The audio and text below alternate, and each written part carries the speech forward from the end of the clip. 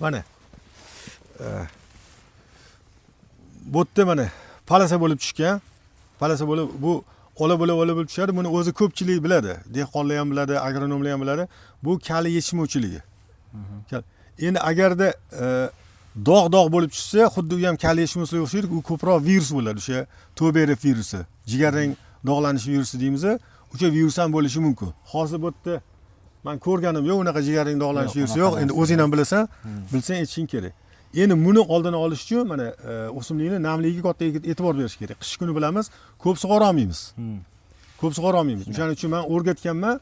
Misol endi sizlarda o'lchaydigan asbob bo'lmagan uchun namlikni qancha bo'lishi uchun o'sha tuproqni mana shu o'rtasidan mana 10 sm degan joydan olinadi.